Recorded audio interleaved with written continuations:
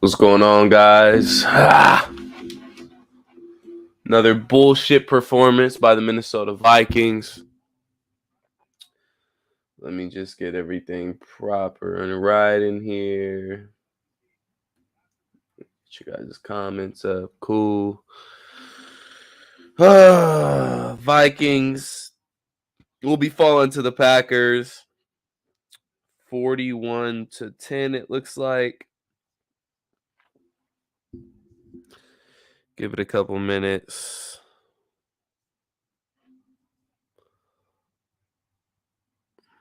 The Raiders tied it up with the 49ers, it looked like. Oh, these sons of a bitches, man. These sons of a bitches, man. I can't tell you how frustrating. Oop, that's mine. Yeah, these sons of a bitches. Thank you for tapping in, guys. I see people starting to file in right now.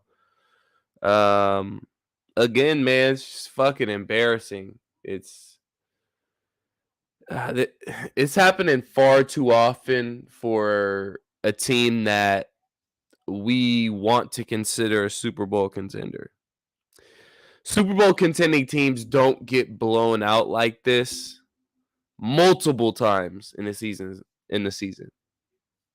Even once. Once is one thing. Well, you can throw that one in, put that one in your back pocket, whatever, throw it over your shoulder. No, we have multiple losses like this, guys. This is something that we need to desperately worry about. And me personally, I can't help but to think, is this how it's going to end this season? Are we going to do all this work, put a great regular season together, regardless of how this game went today, put a great regular season together, and then proceed to come out in the playoffs and have our season end this way? Let's hope that's not how our season ends. Let's hope it ends with us hosting that Lombardi Trophy, which we're still obviously in the running for. But your confidence takes a hit after today. It has to. You can't come out of this game and feel, oh, well, we're all right. We're still, we still got a home playoff game. We still got this. We still got that. No, you're actually, game's over right now. I know we're still playing it. I'm not watching it. I turned it off. But we're looking at the San Francisco 49ers here, and they're tied up with the Las Vegas Raiders in the fourth quarter with under a minute left. So with what I said earlier with Justin at halftime, not only was the door open for you to possibly have a chance at that number one seed and a bye in the playoffs, but on top of that, you actually have an opportunity, or had an opportunity, to clinch no less than the 2 seed if you were to beat the Packers. And if the 49ers don't find a way to win this game, you would have clinched no less than the 2 seed. And you let that slip right through your fingers. So these opportunities that this team continues to miss out on, and again, I'm not speaking on the opportunities throughout the game, play in and play out. I'm talking about the opportunities that you have when you step on the field onto these games. And another thing, this was a nationally televised game.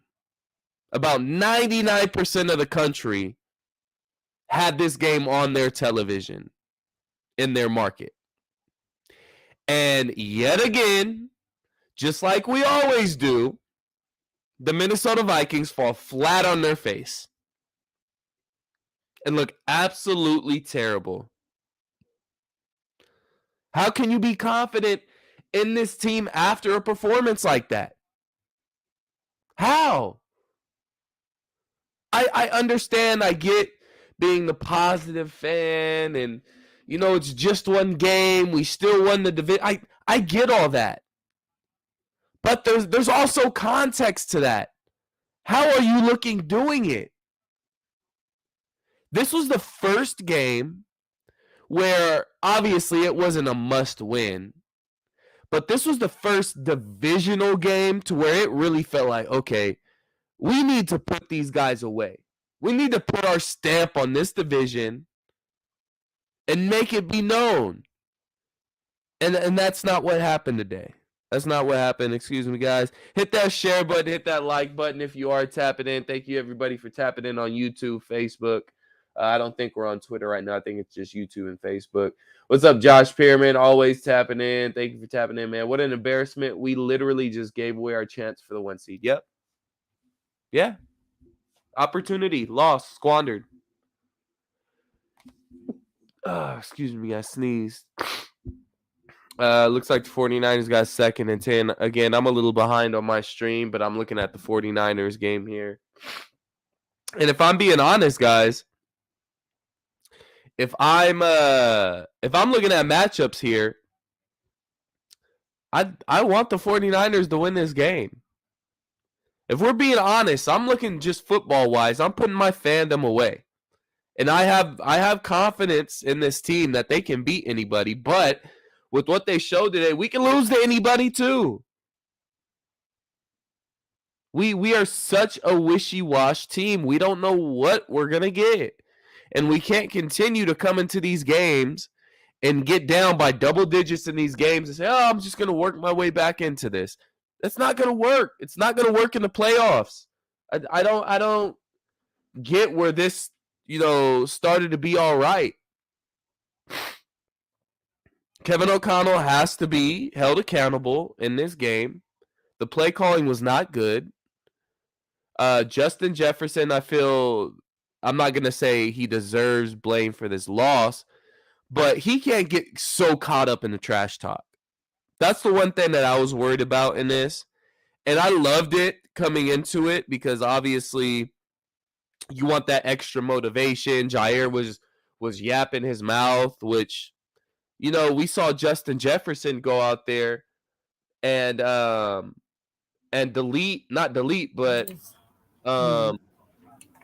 disconnect all his social media. He went 0 dark 30 like LeBron before the playoffs. He took off all his social media, and we said, uh-oh, here comes a Justin Jefferson. He's going for over 200 There's no today. reason I can't. Going for over 200 today. So I think he just got caught up in the trash talk a little too much. And it got in his head a little bit. And it started early. You had that early breakup by Jair Alexander. And, credit to him. It was a little chippy. Some fans wanted the holding. It was a little ticky-tack if you wanted that holding call, but so be it. But that started the frustration, not only for the fan base, but also for the players and for Justin Jefferson, man. You cannot allow a guy to get in your head before the game, and I think Justin Jefferson was actually dealing with that. You ready over there, Justin? You good to go? No, I think Justin's still setting up. But no, man, it's extremely frustrating as a fan. It looks like San Francisco's lining up for the game-winning field goal. Again, I'm behind you guys, so I wouldn't be able to see it. John says Diggs was the same way, gets too involved. Yeah, no, I agree. I can't disagree there. It's a wide receiver thing. I get it. It's personal. But I'm not going to sit here and say Jair Alexander, oh, my God, San Francisco missed the field goal. This game is going into overtime. Justin, give me a thumbs up. Are you ready? You good to go, man? Are you still working things over there on your end? 1 minute. He's still working things over there. Yeah, that's one thing, too. That's what Rap tapping in. He wasn't able to tap in on the actual video, but he's tapping in through comment. I don't think Kirk looked his way enough either. I think we're force-feeding T.J. Hawkinson. And I get it. TJ's the big target, and you feel like you can kind of put it within his catch range, and he's going to bring it in. But when are we going to move past T.J. Hawkinson? Let's get some other people involved. I did not like that we were trying to force it to T.J. Hawkinson so much at all. I didn't enjoy that, and it cost us early in the game. T.J. Hawkinson did not have a good game today. And one thing that I'm extremely frustrated with T.J. Hawkinson with, and yes, we can go back and We can bring up the big game he had last week against the New York Giants and other games as well. Thing that's been frustrating me with TJ Hawkinson, keep your goddamn feet. How many times have we seen TJ Hawkinson trip over his own feet? Like, whether it's him catching a ball and trying to get a first down and falling short by himself without getting touched, whether it's him coming out for a tight end screen and just not being able to keep his feet. Like, it's extremely frustrating. But again, I'm not gonna sit here and blame TJ Hawkinson for a loss, and by any means. This is on the entire team. This is on Kirk. This is on Kevin O'Connell. Again, in that second half, we can talk about how good this defense was in the first half. That second half, the defense, not just the play, but the leadership on that defense was atrocious. Ed Donatel, dude, we had 10 people on the field on a 3rd and 10 play. On a 3rd and 10 play. Now, granted, if you run out on that field with 10 people on the field and Aaron Rodgers gets a quick snap off, you made a mistake, right, we're gonna grill you for it regardless. But no, we had 10 people on the field. Aaron Rodgers gave you the opportunity to run another player out on the field, to call a timeout, to do whatever you needed to do to get that 11th man on field, and you didn't do anything. You just stood there and you looked stupid, and you allowed them to get the easy a 3rd down conversion. It was absolutely ridiculous, and that right there, not only that, then you have 12 men on the field later on in the drive. Well, we had to average it out, you know. We had to average it out, but Jesus Christ, man, like, when is enough going to be enough? I'm tired of hearing about we're divisional champs. Hang the banner. We're 12-4 now.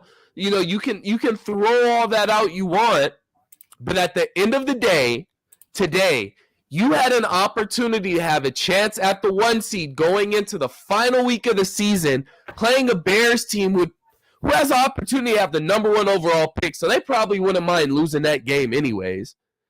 And the Eagles, who have to go and play a New York Giants team who want to beat the Eagles. And on top of that, now I don't know what's going on with the San Francisco game. I know it's headed into overtime. Something may have happened already. But you have an opportunity. If you won that game, you would knock the Packers out of the playoffs.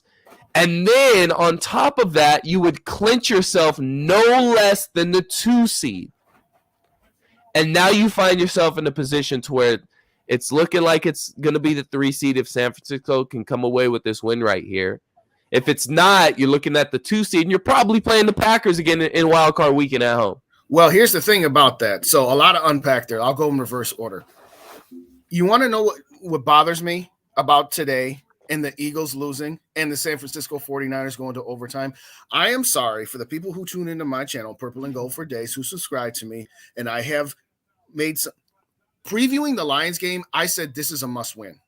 It is a must-win for the Lions. At the time, they were the toughest team left on your schedule. Clearly, Green Bay has improved and dropped them down to the second most. But what I said is I'm not thinking about the wild card round. I am thinking about the divisional round, and I'm thinking about the NFC Championship game because they raise the expectations when they have unexpected success. Going into the season, I said minimum divisional round of the playoffs because you didn't blow the team up. You could have blown the team up by putting out your coach and your GM. No, we think it was Mike Zimmer's fault. We believe we have the expectations. Great. Then my expectations for you is divisional round of the playoffs. Now my expectation is NFC Championship game because you were in position. You still are in position to get the 2 seed. Here's the deal about the 2 seed with the Vikings loss. The Vikings absolutely need the 49ers to lose today because they're playing the Arizona Cardinals next week. So good luck with that team beating San Francisco. You better hope the Raiders finish this out. If the Raiders finish it out, if you win in Chicago, you got the 2 seed, or if by some miracle Arizona beats the 49ers after, of course, then the Vikings could still get the 2 seed. But that would require the 49ers to lose today and Arizona, just to be clear. Now, everything you said about this defense, you're right. There was no leadership. There was no fight. But one more time. I said going into this season, the only way the Vikings are going to be successful is if the offense kicks it up, not 1 notch, but 2. Yeah. Kicked it up 1.5 notches, and the defense has kicked it up a half a notch. This Yeah. defense was last in the league last year. Agreed. Your expectation shouldn't have been anything more than 20 to 25th. Yeah. And so when they exceeded what is a reasonable expectation for this defense, guess what? That hasn't and wasn't going to be sustainable. It's a miracle that it was that sustainable for as long as it was. So no, I don't blame this defense. They are who they are. When you exceed your expectations for so long, guess what? Your expectations shouldn't rise. Not for the defense. They're switching from a 4-3 to a 3-4. Everybody want to say, oh, it's the scheme because we got the talent. What talent? Danielle Hunter. He needs his hand in the grass. Zadarius Smith. Okay. Harrison Smith is not the same guy because he's not in the same scheme. Guess what?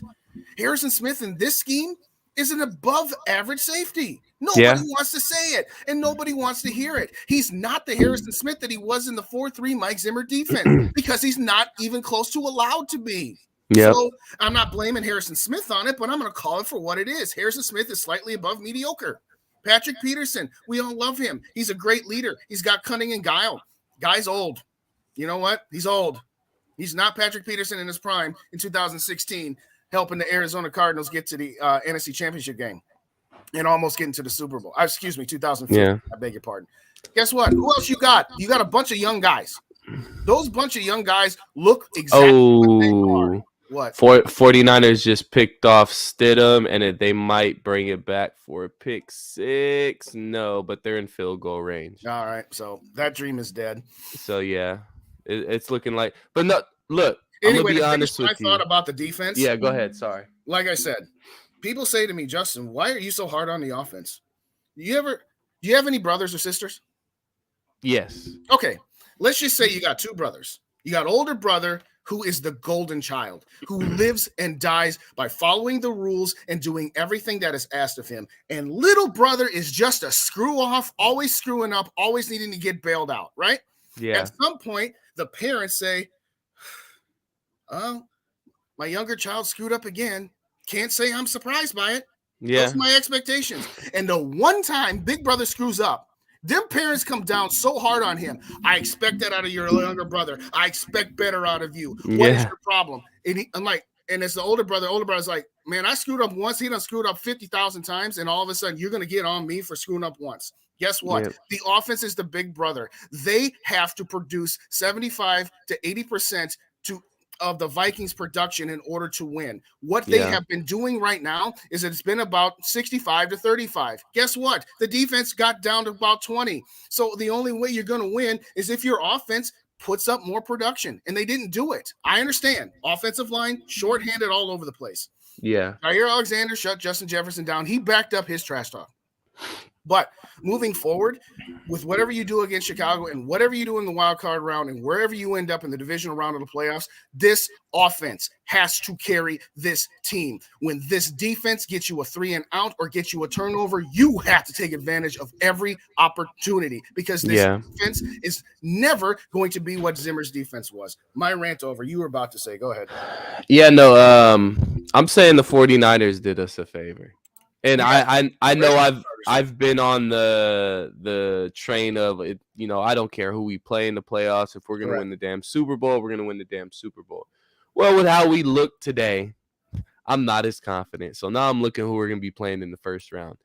I'm telling you right now, if we were to have to play the Packers in the first round again, which we won't because the San Francisco 49ers, I mean, I'm sure they already made the field goal. They're lining up for a 23-yard field goal. They already did. So next week everybody. Next week is a bye week. Yes. Next week is your bye week. You do not play a starter next week.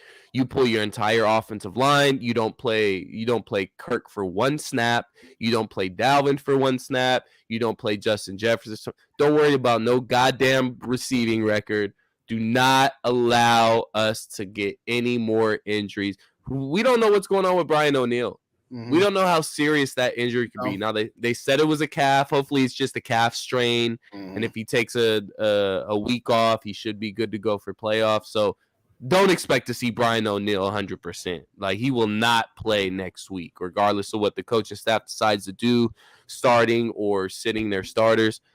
but next week should be your bye week. Yes. So what the 49ers just did for us, now obviously we would still have a shot at the 2 seed if the 49ers lost last week or next week and we, beat the Chicago Bears. Right. But I'm looking at, do you want to play the New York Giants at home again, or do you want to play the Packers, the Seahawks, or the Lions? If you had to choose out of all 4 of those teams, who would you prefer to play? I would choose Seattle, but there's no way it can happen now. I would probably choose Seattle, but outside of Seattle, I'd go Seattle, New York, Detroit, Green Bay. You go New York. Yes. And with what I saw today and with what I've kind of been preaching, San Francisco and more Brock Purdy aren't as good as what you think they are. No. Now, defense is great. Their defense is freaking. Now, today they gave up 500 yards to Jarrett Stidham and the Las Vegas Raiders. So it's possible to put up yards and points on this team. They had to battle with the Las Vegas Raiders all the way through overtime, and they finally came away with the win. But that team's beatable. I don't care if it's on the road. I don't care if it's in San Francisco. That team is beatable. So you still have the opportunity to have a matchup of I'm taking on Daniel Jones and the New York Giants at home, and then the possibility of I'm playing the San Francisco 49ers and Brock Purdy in San Francisco, which isn't some crazy home field advantage like it would be against the Saints or that it would be in some cold area like possibly Green Bay or Philadelphia. So if you're looking at how the seeding's kind of working out and you're kind of seeing how the matchups may or may not work out, I think the 49ers did you a favor in winning today. I really do. Because you're avoiding that possible third matchup with either the Packers or the Lions. And just in general, I don't like seeing divisional opponents in the playoffs. They know you too well. You can't depend too much on, hey, we're the divisional champions. We had 12 or 13 wins this year. You can't rely on that because those teams know you far too well. So give me the Giants in the first round and give me Brock Purdy and the San Francisco 49ers in the second on the road. I'll take Geno that. Smith. I'll take Geno too. Or Geno. So, but neither one, it's not going to work because you are now at the 3 spot, which means you're going to play the Giants. If you get the 3 spot, which we're both saying it might as well, you don't play your starters because in order to get the 2 seed back, you would have to win and San Francisco would have to lose. There's a 95% chance that San Francisco wins right off the bat, and it might even be closer to 98.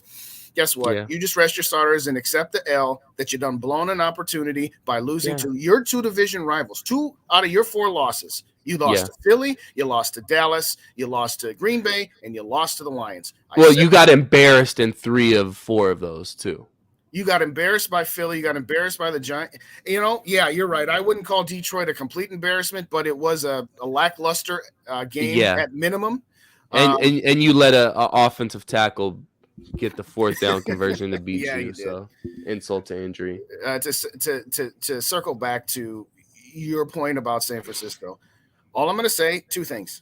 That's what we said about going into Philly with Nick Foles. We all said the same thing about Nick Foles. So keep that in mind. Number 2, San Francisco is beatable if you have an offensive line and a defensive line. We don't. When you say they're beatable, yes. The Green Bay Packers, because they have an offensive line, could stay with that defense. Would you say the Raiders have an offense or a defensive line? I don't know enough about them, if I'm being honest. So I'll just punt on that one. But what I am saying is the Green Bay Packers, they just got David Bakhtiari back after about a year off with an ACL injury. Yeah. And guess what? Green Bay Packers are back to having an offensive line that can hold all over the place without being called. They couldn't do that with their backups. Whatever it is in the water in Wisconsin, the Green Bay Packers know something about how to hold and get away with it. Today wasn't about the Packers, in my opinion, though. Today was about us. No, absolutely. Today was about our offense completely crapping the bed again. They crapped the bed in Philadelphia. They crapped the bed against Dallas. They crapped the bed today. They managed to start putting it together against the Detroit Lions because, well, the Lions are clearly a step below those other 3 teams. By the way, Green Bay's in the playoffs because they're going to beat Detroit next week, and that means they're in. Green Bay controls its own destiny. They win, they're in. If Detroit wins, they are in. if Seattle loses. So the only way Seattle can get in is they have to win, and they have to hope Detroit beats Green Bay. Oh, okay. That's the scenario. So Detroit needs some help. Even if they win, they need a little help. What's really funny about it is right now Seattle is in the 7th seed, and Green Bay and Detroit are tied for 8th, but Seattle doesn't control its destiny. Right now, they're in that spot because of conference record or something else. I don't know how the heck those. Well, but that changes next week if the Packers win. Yes. Even if Seattle wins too. If Seattle wins, they would be 9-8. If Green Bay wins, they would be 9-8. Green Bay wins the tiebreaker because they have a better conference record.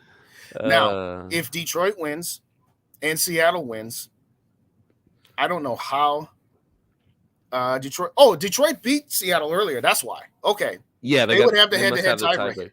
So again, the only way Seattle gets in is if Detroit wins and they win. Any combination of the Packers win doesn't matter what Seattle does. So, but and Washington being eliminated today too. But you know what though? You know what? That's the other reason I rest my starters. Let Green Bay go to San Francisco, and if they win, let them go to Philadelphia. They would then take 2 out of the 3 teams, and then we would take on, assuming we win our game, we would take on the winner of Tampa Bay, Dallas. And if Green Bay beats San Francisco, we would have the divisional round against Dallas back in our place because the Green Bay Packers at the 7th seed would go to Philly.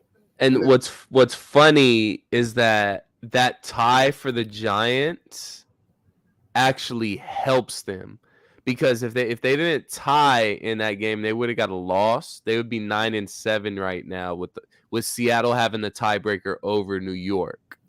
Correct. So then New York would be in a position to where playing Philly next week, they would need to win that game to keep that 6th seed and avoid Seattle. So that tie actually avoids. That's what clinched them the playoffs today. Actually. If they didn't have that tie, they wouldn't have clinched the playoffs. Correct. And it hurt Washington. Mm-hmm. Well, wow. the thing about that tie is they've also, in addition to clinching, they've locked in the 6th seed. Yeah, so they can take a bye next week. That's why I'm saying Philly looks like they'll lock into that 1 seed, but you never know. No, you never know. Here's the deal: if Dallas wins next week over the now Philly's got who next week? They got New York. They got the Giants. All right, so that means Dallas has Washington. Washington's got nothing to play for. If Dallas wins and New York somehow wins, the Dallas Cowboys are the 1 seed and the Philly Eagles are the 2 seed. It is unbelievable. Yeah.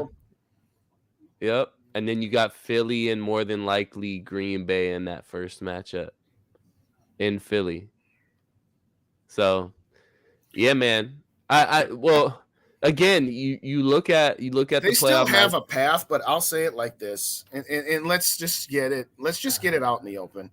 We can say all we want. Well, it's okay because they'll be the 3 seed. And they'll face the Giants, and if Green Bay wins, they'll take out San Francisco, and we won't have to play them. And they're a bad matchup. They would go to Philly, and one of those 2 teams would be in the NFC Championship game. And if you get past the Tampa Bay Dallas winner, then you'd have, if Philly lost, the only way the Vikings could play the Packers would be the NFC Championship game at home. And oh my gosh, how much fun would that be? But let's not look too far ahead. Oh man. I don't know which one I couldn't take more of. I don't know if I couldn't take a loss to the Packers or another loss to the Philadelphia Eagles. Those are the 2 teams I just despise. No, it's not even close to the me. most. It's not even Packers, close right? It's Packers would be worse. Packers would be worse. Because you've had the type of year that you had. You won the NFC North. You know, I mean, we are feeling ourselves. We're talking our trash. Mm-hmm.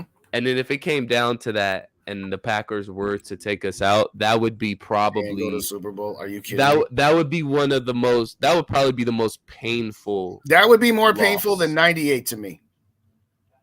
That'd be more painful than losing to the Dirty Birds, and definitely more painful than losing to the Saints. Definitely, no question. It would be worse than losing to the Saints. Yeah, no. I'm good with 3 seed. I'm I'm trying to find positives from this game, and it's so hard, especially when you lost. Well, but did it end up being 41-10, or did we score again? I didn't even look. I was just. Last time there was 5 minutes Oh left. yeah, we're they down scored again, 41-17. But you know what? Hey, we scored last, and Kirk Cousins got his garbage time touchdown. By the way, no, I think Mullins got the last. Yes, Mullins did get the last one. I'm saying right with the first one Cousins got. So you can't say he didn't get on the scoreboard. Yeah, you're trying to dig for positives after a game like this, and it's extremely hard because you're emotional, and especially it being a divisional rival. But I'm looking at it to where this actually might benefit us as far as playoff matchups. I mean, because if you win this game, it's different. Because you win this game, you knock the Packers out of the playoffs. Now it's between either the Seahawks and the Lions that you're more than likely going to play in that wild card round. But what this actually does, again, it's hard to find a positive in a loss like this. But there's none. I mean, you got a bye week now. Yes, that's the positive. That's the positive. You got a bye week. And if JJ comes at you, you say, sorry, son. No chance. I understand you had a bad game last week. You only had one catch. We're not risking it. We're not risking. We saw what happens when you get shut down. Our entire offense is done. Yep, exactly. Our defense is what it is. You can't expect them to be anything more. I said going into this game, get to 31 points. All you need to do is get to 31 points. I said the Packers would score probably 24-27. Guess what? Their offense, if you take away the 2 touchdowns, score 27 points. Yeah. Yep. You needed to get to 31 on offense. Now, yes, the kickoff return for touchdown is not on either the offense or the defense, okay? Mm-hmm. The interception, pick 6, I don't know. Was that the one? I think that was where the ball was tipped, but guess what? Yeah, that's what happened. This is the NFL. You can't say the quarterback is absolved from a pick because the ball was tipped. That's football. If our defense tips a ball, what do we say? They got an interception and they got a pick 6. It was one of those throws that we're trying to force it to TJ Hawkinson. Yeah. That was one of those throws to where TJ Hawkinson is a blessing and a curse. I want to see how many targets TJ Hawkinson had today. I'll get that for you. Hold up. How many targets did TJ Hawkinson have? It's got to be 14, 15 at least. And I think Justin Jefferson 12. maybe had 12. He had only 12 targets. Mm-hmm. It felt like a whole. It seemed like 20. It seemed like 20. At least 10 of those were in the first half. But I'll give you this. I'll say it like this. TJ Hawkinson was the only player that had double-digit targets at 12. Okay? Let's go through the rest. Jalen Nager, 3. Who cares? KJ Osborne, 7. All right. Dalvin Cook, 3. All right. Adam Thielen, 4. Justin Jefferson, 5. Alexander Madison, 1. You had 9 targets to Thielen and Jefferson. Case closed. We had a couple games where we had this issue to where Justin Jefferson just wasn't getting enough targets, and eventually that was fixed, obviously. But I mean, Adam Thielen, man, like we got to talk about it. Is it time to take Old Yeller back to the barn, man? Is it about that time? Because almost. I'm not seeing anything from Adam Thielen, man. I'm not. If you had a legitimate number 2, and with all due respect to KJ Osborne, he's not a legitimate number 2. I agree. Adam Thielen is a high-end 3. KJ Osborne is a solid 3. If you had, and I'm not saying it, if you had a legitimate number 2 receiver, like Adam Thielen was a legitimate number 2 receiver to Justin Jefferson. Yeah. And guess what? Adam Thielen was the 1B to Stephon Diggs 1A. They don't have that right now. I've said it before. We said it the other day in a space we did, and I think we said it on the Super Show we did on Thursday. Draft a wide receiver. Draft a best wide receiver in this draft. Because that's what it's looking like. At the end of the day, you can draft all the defensive players you want. Yeah, you need some defensive linemen. Yeah, you need some cornerbacks. Guess what? Need a lot. Offense is what carries you. All your talent is on offense. Kirk Cousins, Dalvin Cook, Justin Jefferson, Brian O'Neill, Christian Darrisaw. Stack your offense. Yeah. Stack your offense and don't expect much from your defense. And when they actually give you something, dang well, better take advantage of it. There's going to be a lot of notable names that aren't on this team starting next year. Regardless of how this season ends, whether it ends in a Super Bowl, whether we fall short of that, there's going to be a lot of notable games and a lot of players that it's gonna hurt letting him go. And Adam Thielen may be one of those guys, which I'm leaning on more if he's gonna take the pay cut and kind of stay, home. I don't think he wants to play for anybody But he's else. going to have to accept that he's clear. He's no longer the 2, that he's the 3. Oh, yes. Yeah. And to be honest, I think Adam's a guy that understands that. So, you know what? Look, if you're going to bring in a young guy, because let's not forget, I think KJ Osborne is on a contract year, right? Yes, because he was a 4th-round pick, or what? He was a low-round pick, so only 4 years. So, I think. What are you going to do there? I think. Are you going to lock into KJ? No, I think KJ gets paid, and I think he goes somewhere else. I think he's a productive receiver elsewhere. Yeah, he can be a decent. Maybe if he's, let's say hypothetically, let's say he just went to Buffalo and he was the 1B to Stephon Diggs. Well, no, Josh Allen. He wouldn't be the 1B because Gabe Davis he would be the number 3 there. You think he might be more productive there when you've got Gabe Davis and Stephon Diggs as opposed to just Justin Jefferson, and we use TJ Hawkinson in that second role? I think they throw the ball a whole lot more than we do, it feels like, or at least they drop back a whole lot more than we do. Right. But even their number 3 option, Isaiah McKenzie, he gets a lot of touches. He's he's their speedster guy. Mm-hmm. But what kind of receiver is KJ? Is he a possession guy? Is he, downfield guy? What kind of receiver is KJ Osborne? Like, where does he kind of fit in? And that's not necessarily a good thing or necessarily a bad thing, but usually coaches want to know what you're good at and they want to put you where you'll succeed the most. So, you want to know what he is? What is it? What does he do? Contested catches? What would you say? What KJ Osborne is a wide receiver that doesn't know what he is because he hasn't had the opportunity to show what he is or what he isn't. And that's unfortunate because he's about to come off his rookie contract. You want to keep a guy where you don't know what is he a jack of all trades where he's, good at a lot of things but not great at anything? Yeah. You can't pay him though. Because you really can't. You're gonna have to pay Justin Jefferson. And I think if you come to Adam Thielen and say, hey, look, we're gonna draft a receiver in the first or second round. We gotta kind of mold him into do we not have a second round pick? Right, we traded the Hawkins for Hawkins. Oh, that's right. Yeah, right? We don't have a second. So probably a first round pick. It's a good chance it may be a receiver if we're sitting there and there's a quality receiver sitting there in the first round at our pick. We're probably gonna go with the young guy, and he's probably gonna be our number 2 receiver, Thielen. So we're gonna kind of need you to be that mentor to mold that young receiver into the guy, kind of like how you helped Justin Jefferson mold into who he is today. So I think if you come to him and kind of give it to him like that and say, we want you to finish your career in Minnesota. We do understand, probably don't have very many years left, but we want you to retire here as a Viking, but we can't pay you what we're planning on pay you. Do you have the cap hit for next year for Adam Thielen? I'll get it real quick. Here's what Mike and I said all offseason, okay? I don't care which direction you go, but no sacred cows. If the legacy players, Adam Thielen, Harrison Smith, Eric Kendricks, if they want to take massive pay cuts to stay here, I'm listening. Dalvin Cook's another one. Those are the 4 guys. And we didn't know about Danielle Hunter because we didn't know about his injury status. So those 4 guys, if they don't take massive pay cuts, I'm done with them. And I don't mean it like I don't care. And I don't mean it like they're not any good anymore. What I'm saying is I am not finna pay Dalvin Cook what he is scheduled to make next season. I'm not finna pay. All right, let's get through here. Eric Kendricks, let's start with him.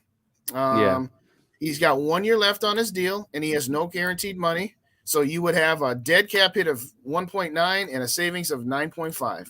Okay, so that's a guy right there where it's like I love Eric Kendricks. He's one of the top 5 linebackers in Vikings history. Dalvin Cook, if you cut him, 6.2 million dead, 8 million saved. Let's get Harrison Smith. How much dead money for Dalvin? About 6. I feel like Dalvin I think is number 1 on my block, my trade block right now. Harrison Smith would be dead 12 million, savings of 7.5 million. This is all per over the cap. So if another website's got some different numbers than this is all per over the cap. And the thing with Harrison is that he's putting up a really good statistical year. I think he's got 4 interceptions, Mm-hmm. 4 interceptions. So Right. Harrison may be in a spot to where he doesn't want to take a pay cut. To where it's hey, I had one of my better years is statistic wise. I think I should be getting paid as one of the top safeties. So you're gonna run it back at $14 million for that guy. 14 is his cap hit. $14 million. That's the thing. There's a lot of tough decisions that are going to come after this season. But again, Dalvin Cook is number 1 on my chopping block. I love Dalvin Cook. I don't think that he doesn't give his all. I believe that he goes out and he does whatever he needs to do for this team, just like he always says. I'll do whatever it takes for this team. But he's just too fragile to where I don't like counting snaps for players. I don't like having to go into games like, okay, well, we got to make sure Dalvin comes out of this game healthy, and we got to make sure we don't overrun Dalvin this game. And he tweaked his shoulder again today, and it's just this thing that keeps lingering and lingering.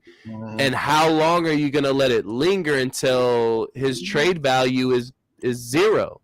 Correction. Paris has it right. KJ is under contract for 1 more year after this. Okay, KJ has 1 more year. I still draft a wide receiver first round. Absolutely. Yeah. Absolutely. Anyway, circling back, go ahead. Dalvin Cook. Yeah, Dalvin Cook, man. I think that's the guy that's on the chopping block, and this may be your last opportunity to get something of value back for Dalvin, because I don't see Dalvin's career headed to the up trajectory. Yeah, there's fewer days ahead. There's fewer days ahead than there are behind. He's on the back 9. So if there's any time for you to trade Dalvin Cook and get something back for him and get that money off your books, it's this offseason. Correct. You have talent at the running. You can go out there and you can sign Alexander Mattison for probably $6-7 million a year, which I think is a good deal for Alexander Mattison. Or if you want to go a different route, you can go and draft another running back. You have guys like Ty Chandler, which I wouldn't want to go into next season with just Ty Chandler and Nwangu as our running backs. Correct. You have to come in with the guy that's been in this offense and Alexander Mattison, or if you work something out with Dalvin Cook, or if you bring in another running back. But you cannot pay Dalvin Cook, I think it's $14 million next year, if I'm not mistaken.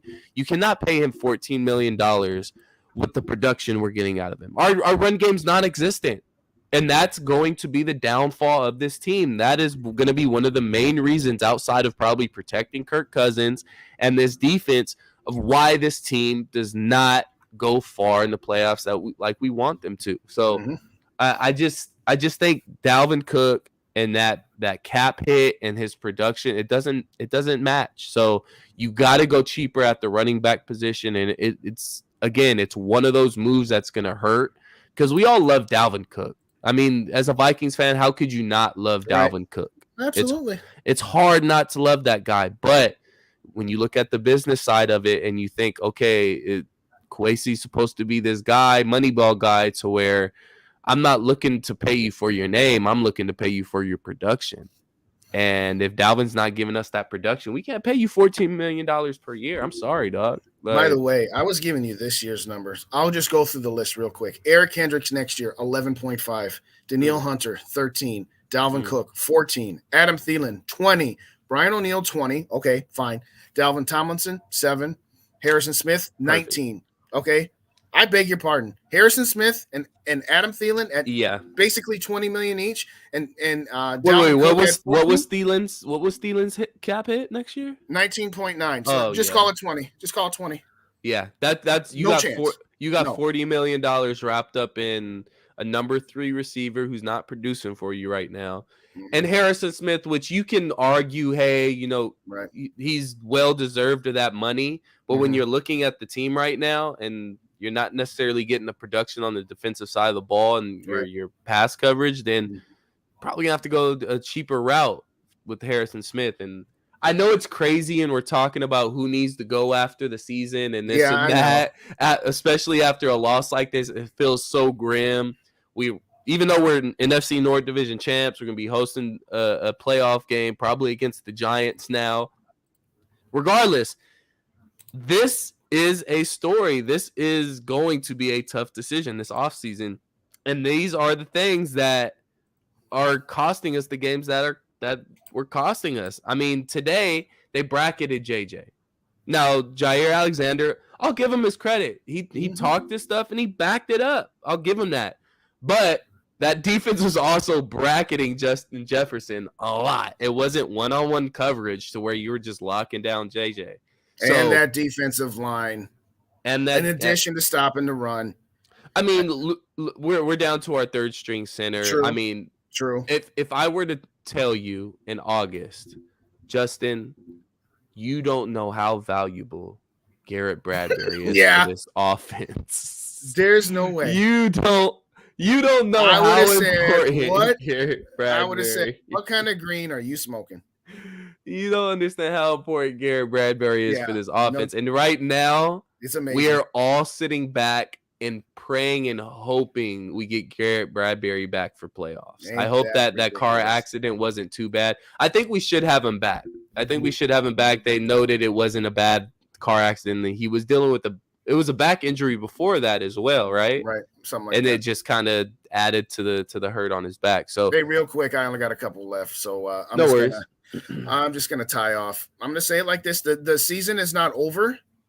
And we're going to go to the playoffs, and we're going to most likely host the New York Giants. Yeah. Because the New York Giants are the 3 seed, and the Vikings shouldn't be trying to press for the 2 seed because it's not going to happen.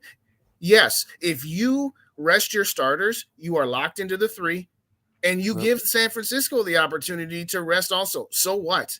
There's no reason to force San Francisco to play it out when it would be risking your injuries at Get healthy and go beat those Packers in the wild card weekend, San Francisco. You mean the Giants? No, I'm talking about San Francisco. Yes, go ahead and rest your starters week 18 so you can get ready for the Packers. Knock them dudes out, man, and I'll see you in Santa Clara. Guess what? Divisional it's either going to weekend. be the Packers or the Lions or the Seahawks. So, hey, man, all I'm saying. But look, I'll tell you right now, don't be surprised these 49ers lose to the Packers if it does end up being that matchup. No, I wouldn't. I wouldn't. I wouldn't. It's still Brock Purdy. It's still Brock Purdy. Hey, real quick, everybody, if you don't already subscribe, go to Purple and Gold for Days on YouTube. That's my additional channel. Programming note for the Purple Code this week. Purple and Gold for Days will still be broadcasting tomorrow, but SKOL'd for Days with Mike and Kyla and me will be moved to Tuesday at 6:30, 1 day later than our normal time. My normal Tuesday show, Under the Lights with Dave, will be moving to Monday night. We're switching those 2 days. Rap and Dave will still be going on Tuesday at their normal time. So if you don't already subscribe to Purple and Gold for Days, please do. We have Ted Glover as our guest tomorrow, who is podcast royalty for the Vikings, who used to be with the Daily Norseman and Climb in the Pocket. You all probably know him, so he's going to be our special guest with me and Dave tomorrow. But like I said, as far as the Purple Code goes, no Dave and Mike and Kyla tomorrow, but we'll have a double header on Tuesday. Doubling up. Make sure you guys double up on Tuesday. And guess what? Even on Tuesday, I'm pretty sure all of us are still going to have something to say about this nonsense here. And again, it was just embarrassing. It's like, you know what? If you lose to the Packers at home by 7 to 10 points, fine. But you got embarrassed. And guess what? You are frauds after that. Yeah. No, I'll say this. The word frauds should have been, are they fraudulent to be a Super Bowl contender? And that answer is yes. Are they fraudulent to be divisional round of the playoffs? Probably not. But yeah. Anyway. No, we can't be mad at the fraudulent title after performance like this. Anyway, so, I gotta bounce. Well, I'm gonna wrap it up anyways, guys. Everybody, thank you for tapping in with me and Justin. It is the Purple Code live post game. Unfortunately, the Vikings lose 41-17. Dropping us to the number 3 seed, but hey, that might benefit us later on. So there you go. Try to enjoy the rest of your Sunday, guys. I know it's rough start to 2023, but you know what? We still got more football to play. So we'll see you guys next Sunday, if not through the week, and then we will see you guys in the playoffs. So that's what we got to look forward to. But I'm out of here, guys. It's your boy SK with the Purple Code. Peace.